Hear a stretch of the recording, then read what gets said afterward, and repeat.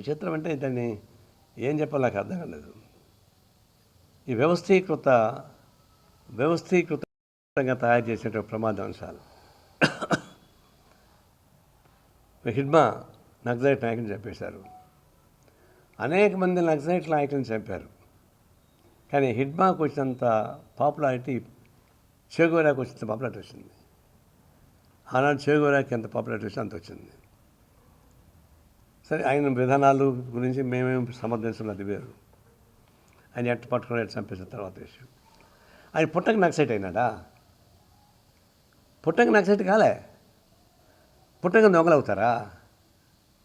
కాదు కదా. ఇది వ్యవస్థలో వచ్చినటువంటి అంశాలను సరైన పద్ధతి పట్టించుకోకుండా పోయిన వల్ల అట్లాంటి శక్తులు పుడుతున్నాయి. నేనంటాను, ఈ వ్యవస్థీకృతమైనటువంటి నిర్బంధాల్లోనే ఆయన్ని మట్టుపెట్టారు. దానికి సర్కారే బాధ్యులు.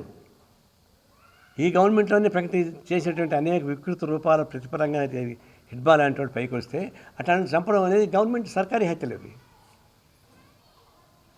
ఆ పరిస్థితి కల్పించకుండా పోతే ఇప్పుడు ఏమవుతుంది? నంబానీని చంపిన తర్వాత మరుసటి రోజే 22,000 ఎకరాల అడవి భూమిని అదానికి రిజిస్టర్ ఇచ్చారు.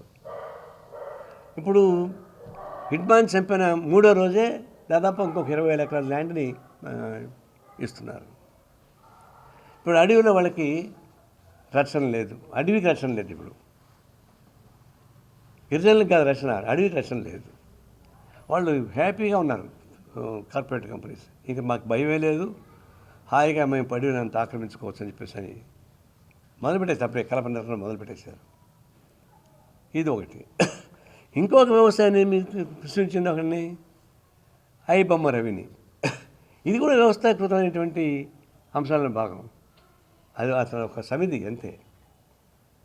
ఎందుకు తయారయ్యాడు? అంత నాలెడ్జ్ రెంటే కాదు, కత్తికి పదులు ఉంటుంది. అది గొంతు కోయడానికి ఉపయోగపడుతుంది, కూరగాయలు నరుకోవడానికి ఉపయోగపడుతుంది. ఈ వ్యవస్థలో అతను నిపుణులతో తయారు చేసుకున్నాడు. తయారు చేసుకొని బ్రహ్మాండంగా మన అందరికీ ఫ్రీ సినిమా చూపించాడు. నేను కూడా చూసినవాడినే, ఎందుకంటే ఫ్రీగా వస్తుంది సినిమా. థియేటర్కి ఓడిపోతారు, లేనిపోతే 600-700 రూపాయలు ఖర్చు అవుద్దని. ఈ వ్యవస్థ ఎవరు తయారు చేయించింది వాడిని? వాడికి సృష్టించుకున్నాడా? బొమ్మ రవిగా సృష్టించుకోలే. ఈ వ్యవస్థే క్రియేట్ చేసింది అంశాలని. దాని నుంచి వాడు ఇప్పుడు వాడిపోతే ఇంకొకటి వస్తాడు. హిడ్మాని చంపితే ఇంకొక అనేక 1000 మంది హిడ్మాలు పుడతారు.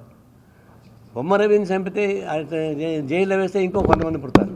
పోలీస్ ఆఫీసర్ ఒప్పుకున్నాడు, ఈ బొమ్మ రవిని మీరు పట్టుకున్నా ఈ పైరసీ ఆగదు, సిస్టమ్ అది ఎస్టాబ్లిష్ అయిపోయింది అంటున్నాడు. కాబట్టి ఇదంతా వ్యవస్థీకృతంలో ఉన్నటువంటి లోపాలని సరిచేయకుండా సర్కారు, ప్రభుత్వం దాన్ని వెలుగు తీసుకొచ్చిన పద్ధతుల్లో కొంతమంది మంచి చేస్తారు, కొంచెం చెడు చేస్తారు.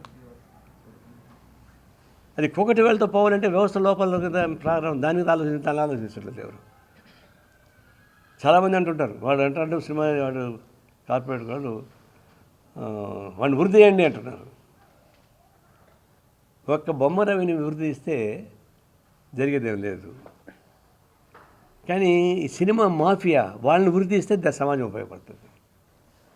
లేదండి, ఒక్కొక్కడు 200 కోట్లు 300 కోట్లు కాంపల్సరీ తీసుకుంటాడు, 1000 కోట్ల రూపాయలు ఖర్చు పెడతారు. మళ్ళీ గవర్నమెంట్ తిరిగిపోయి అయ్యా మాకు ఎంత ఖర్చు అయిపోయింది, మాకు రేట్లు పెంచని అడుక్కుంటున్నారు పోయి. ఒకసారి కడపలో ఒక క్రిమినల్ వాళ్ళ అమ్మాబని చంపేశాడు. వాళ్ళ అమ్మాబని చంపేస్తే కోర్టుకు వేశారు. అక్కడ జడ్జి అడిగాడట, ఏరా మీ అమ్మని మీ నాన్నని చంపేసావు, నువ్వు నీకు ఉరిశిక్ష చేస్తున్నాము, నువ్వు ఏమి చివరి కోరుకోరంటే, దేవరా నాకు తల్లి లేదు తండ్రి లేదు, నన్ను వదిలిపెట్టుకుని అడిగాడంట. అట్లా ఉంది ఇది కూడా పరిస్థితి. ఇక వాడంతా అమాయకుడు, వీళ్ళంతా అమాయకులు చేస్తున్నారు. ఇప్పుడు సినిమా వాళ్ళు రేట్లు పెంచి గవర్నమెంట్ అడిగితే పెంచుకోండి మీరు రేట్లు అంటే జనం పడింది. అంటే సామాన్య ప్రజానీకాన్ని దోపిడీ చేయడానికి గవర్నమెంట్ ఉపయోగపడుతుందా? 1000 కోట్ల రూపాయలు ఖర్చు పెట్టి సినిమా తీసేవాడికి 1,00,000 కోట్ల రూపాయల లాభాలు ఏర్పాటు చేస్తారా? ఎవడి చాటి మీకు హక్కు? వాడు సినిమా తీసుకొని రేట్లు కంట్రోల్ చేసుకొని తప్ప ఆ విధంగా పర్మిషన్ ఇచ్చేశారు. అంతే. కాబట్టి నీ వ్యవస్థీకృత లోపాలలో నువ్వు ఎవరైతే లబ్ధి పొందుతున్నావు అక్రమంగా, ఆ లబ్ధి పొందినోడికి వ్యతిరేకంగా బొమ్మరవి పుట్టాడు. అంతేగాని బొమ్మరవి క్రిమినల్ కాదు, మీరు సృష్టించారు, దాని నుంచి ఇంకొక వైపు తీసుకెళ్ళాడు. ఇప్పుడు కాంట్రవర్సీ రేపు అనొచ్చు, స్మగ్లర్ని దొంగల్ని మీరు సమర్థిస్తారని. లక్షల కోట్ల మంది ప్రజానీకం దోపిడీ చేసేటువంటి నిర్మాతల్ని ఇంత పోల్చుకున్నప్పుడు వాడిదే ఉందండి ఆఫ్టర్ ఆల్.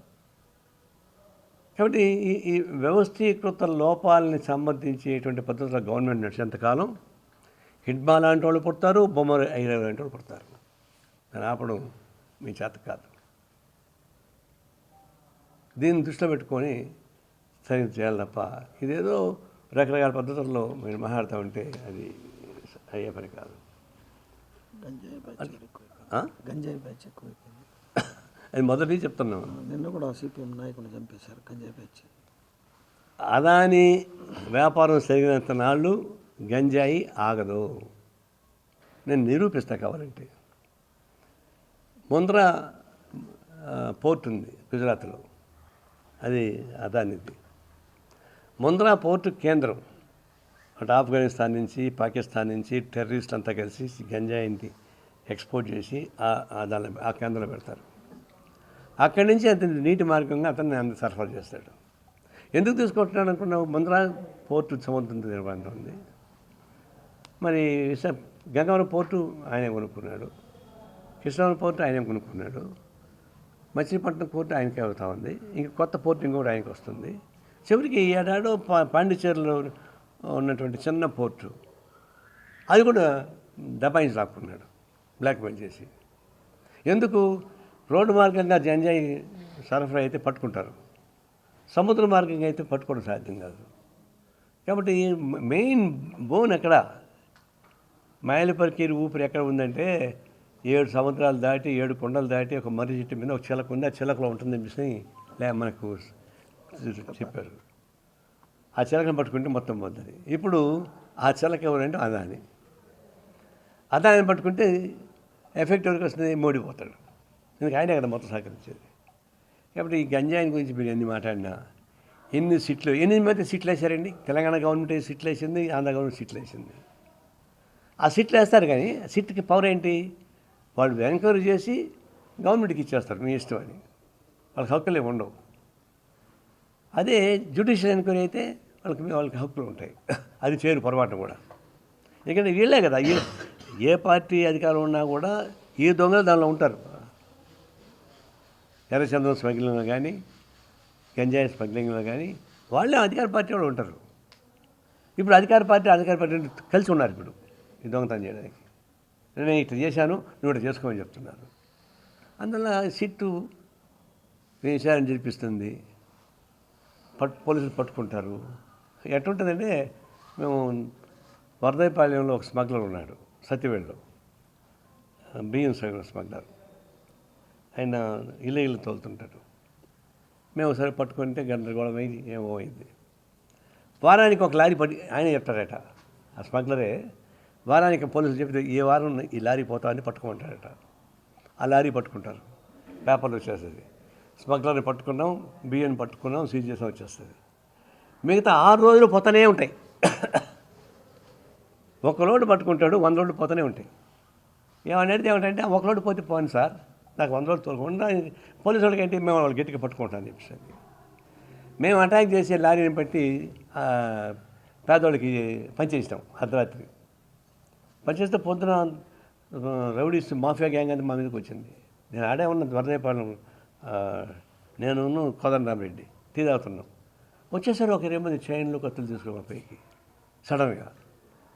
ఇలా చూస్తున్నప్పుడు ఇంట్లో వచ్చి దాదాపు దళితులు ఒక 50 మంది మాకు అడ్డం వచ్చారు. రెండో సార్ కొట్టుకున్నామని. మాకు ఇది అర్థం కాలేదు. తీరా చూస్తే వీళ్ళెవరు నిలబడ్డారు, రాత్రి ఎవరైతే బియ్యం ఎత్తకపోయారో వాళ్ళు నిలబడ్డారు మాకు సపోర్ట్గా. అప్పుడు దాకా మాకు తెలియదు. అట్లాంటి బ్యాచ్ ఇది. ఈ గంజాయి ఇక్కడ పట్టుకోండి, పేపర్ వచ్చేస్తుంది, మళ్ళీ నడిపించుకోండి పూర్తిగా, లైన్ క్లియర్. ఇదంతా నాటకం పట్టుకుని తప్ప ఇంకొకటి కాదు. ఏంటన్నా చివరిగా జరదలుచుకుంది ఏంటంటే, మా సిపిఐ 100 సంవత్సరాల ఉత్సవాలు చేసుకోవడానికి దేశం మొత్తం మీద చేస్తున్నాం. మేము ఆల్ ఇండియా సెంటర్ని ఖమ్మంలో పెట్టుకుందామని ఈ డిసెంబర్ 26 తారీఖు ఫిక్స్ చేసుకున్నాం. ఇక కరెక్ట్గా లోకల్ బాడీ ఎలక్షన్స్ వచ్చేస్తాయి అదే టైంలో. అందువల్ల జనవరి 18కి నేను వాయిదా వేశాను.